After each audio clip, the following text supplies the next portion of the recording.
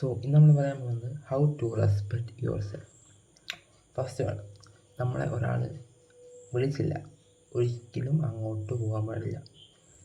അതായത് ഇപ്പോൾ നമ്മളെ കളിക്കല്ല, ഇപ്പോൾ ഒരു ഫ്രണ്ട്സ് തന്നെ വിളിക്കുന്ന കാര്യങ്ങളാണെങ്കിലും നമ്മളെ വിളിക്കുന്നത് അവരുടെ മൈൻഡിൽ വന്നിട്ടില്ലേ നമ്മളെ വിളിക്കില്ല. സോ അത്ര പോലും ഇമ്പോർട്ടൻ്റ് അല്ല നമ്മൾ. സോ അവരെ നമ്മൾ ബോധർ ചെയ്യേണ്ട കാര്യം പോലില്ല, ഇഗ്നോർ ചെയ്യാം.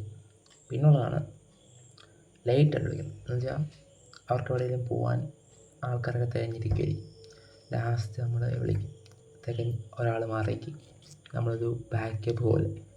സോ അതൊക്കെ നമ്മൾ അതിൻ്റെ ആവശ്യമില്ല.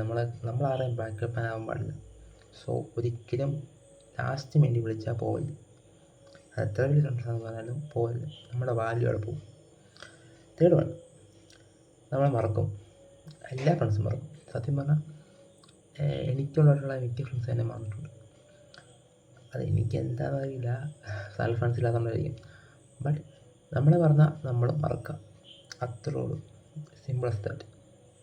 പിന്നെ നമ്മളെ ഫ്രണ്ട്സ് എന്നൊക്കെ പറഞ്ഞാൽ നമ്മളെ കുറേ പേര് യൂസ് ചെയ്യും. ഫ്രണ്ട്സ് എന്ന് പറഞ്ഞാൽ ക്ലാസ്മേറ്റ്സ് എന്ന് പറഞ്ഞാൽ നമ്മളെ കുറേ പേര് യൂസ് ചെയ്യും. സോ യൂസ് ചെയ്യുമ്പോൾ നമ്മൾ അപ്രോച്ച് ചെയ്യാതിരിക്കുക.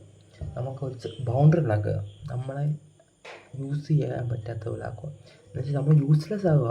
കാരണം അവർക്ക് വേണ്ടി നമ്മൾ അവരെ നമ്മളെ യൂസ് ആക്കുവാണെങ്കിൽ നമ്മൾ യൂസ്ലെസ് ആയിരിക്കുവാണെങ്കിൽ നമ്മൾ യൂസ് ആകത്തില്ല. സോ യൂസ്ലെസ് ആവുക, മറ്റുള്ളവർക്ക് യൂസ്ലെസ് ആവുക, അതായിരിക്കും എപ്പോഴും നല്ലത്. അല്ലെങ്കിൽ നമ്മളെ അവർക്ക് യൂസ് ആയിക്കൊണ്ടിരിക്കും. നമ്മുടെ എനർജി അവർക്ക് വേണ്ടി യൂസ് ആകുന്നത്. നമ്മളെന്തെങ്കിലും ഒരു കാര്യം ചെയ്യുമ്പോഴായിരിക്കും അവർക്ക് ഭയങ്കര ബുദ്ധിമുട്ട്. സോ നമ്മൾ യൂസ്ലെസ് ആയിരിക്കുക. പിന്നെ ഫിഫ്ത്ത് വൺ, ഇഗ്നോർ.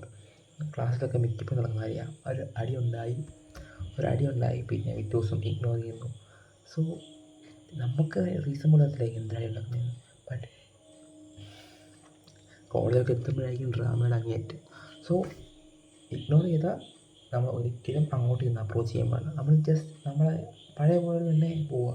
എന്നിട്ട് അവർ വന്നിട്ട് വീണ്ടും മിണ്ടാകുകയാണെങ്കിൽ അത് നിങ്ങളുടെ ഇഷ്ടം പോലെ നിങ്ങൾ ചെയ്യുക. കുഞ്ഞുപിള്ളേരെന്നല്ലോ, കോളേജിൽ കയറുന്ന പിള്ളേർക്കെല്ലാം അറിയാം ഇതെന്താ ചെയ്യേണ്ടതെന്ന്. പിന്നെ കുറേ പേരുടെ അവസ്ഥയാണ് കോളേജിൽ കയറിയിട്ട് ഡ്രാമയുടെ അങ്ങേയറ്റം.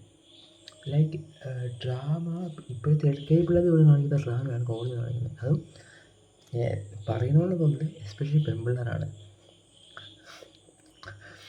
പെൺപിള്ളേർക്ക് എന്തെന്നറിയത്തില്ല, ഭയങ്കര കണക്ഷൻ ആദ്യം കാണിക്കും. എന്നിട്ട് അവർ തമ്മിൽ അടിപൊളിയായ ആ ഗ്രൂപ്പ് അങ്ങ് പോകും. ഉണ്ടായിട്ടുള്ള കാര്യമാണ് സത്യം പറഞ്ഞാൽ. സോ ഒരിക്കലും ഒരാളായിട്ട് ഭയങ്കര അറ്റാച്ച് ആകാൻ പാടില്ല. ലൈക്ക് ഫ്രണ്ട്സ് തമ്മിൽ ഗേൾ ഫ്രണ്ട് ബോയ് ഫ്രണ്ട് അത് വേറെ കാര്യം, അത് വേറെ ഒരു പറയാം. സോ അതൊക്കെ കോളേജിൽ കയറാൻ ശ്രദ്ധിക്കുക. നമ്മൾ പേഴ്സണൽ കാര്യം ആരോടും അങ്ങനെ പറയാതിരിക്കുക. ലൈക്ക് ലാസ്റ്റ് എത്തുമ്പോൾ നമുക്കതൊരു അടിയായിട്ട് കിട്ടും. സോ വായടച്ച് കണ്ണു തുറന്ന് എല്ലാവരെയും നോക്കിക്കൊണ്ടിരിക്കുക. അതായിരിക്കും നിങ്ങൾക്ക് നല്ലത്, അവർക്കും നല്ലത് മെൻ്റൽ ഹെൽത്ത്. അപ്പോൾ നല്ലത്.